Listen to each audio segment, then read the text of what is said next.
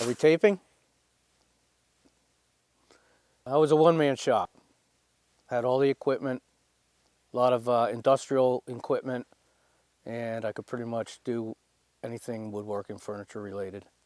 You know, I started working very early age, 14, 15 years old, and I kind of moved up, and I wanted something else to do in my life. I was 26 years old at the time, and took a test at the local community college to see what you're good at or what you would like to do or whatever, because I was kind of lost. I didn't know what to do. And it really didn't tell me much except that I was like to work with my hands, and also I was creative to a certain degree.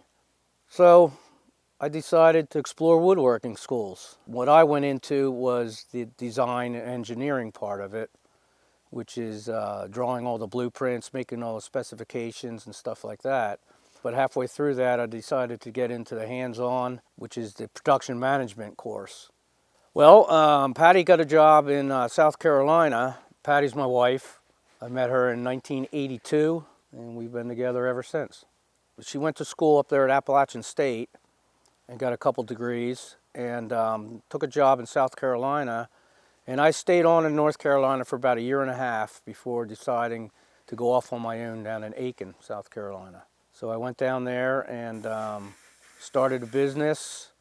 Didn't know a single person in that town, so it was kind of rough to begin with. But I met a couple key people there. I still know them today. That's when Beacon Hill Design started, yeah, in 1990. I was picking up any type of work I could pick up, you know. I did a lot of repair work at first.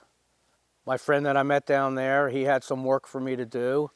I also worked as a temp. I took some temp work just to bring in some money because it was very slow, not knowing anybody. It was slow in the beginning. You know, I advertised in the Yellow Pages. Back then, the Yellow Pages were a big advertisement form. I just hung in there, and my friend, he gave me some of the work as far as making moldings, and he knew other builders that needed stuff done, some cabinets here, cabinets there. Cabinets wasn't my specialty. I didn't really like making cabinets, like kitchen cabinets or anything, so I wasn't geared towards that because a one-man shop, you have to install them and stuff, and it was boring to me because it was just a box with a door on it or drawers on it. I liked when some people said, I want something like this, come up with something for me. Just something different that nobody else would have, the one-of-a-kind type of thing.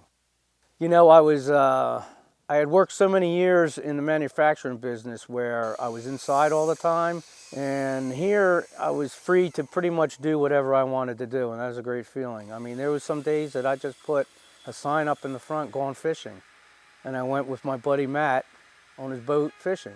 So to have that luxury is nice, but then again, you know, you're responsible for all the bills. The bills don't stop. When you have rent, you have insurance to pay, you have blah, blah, blah to pay. They don't stop. So you have to be pretty diligent in your work ethic. It was definitely a job, but it was a job I like to go to because I really like the finished product. It takes a long time to make it, but once it's there, it's worth it. It's very satisfying because not everybody can do this. Patty got an offer to move up to Connecticut, and it was an offer she couldn't refuse. At the time, I was building my own barn. I had a company come in, put all the poles and roof up, and I was to do the rest of it. And she gets this offer in the middle of me building this barn, and it took a few months for her to accept it, but it was an offer she had to accept.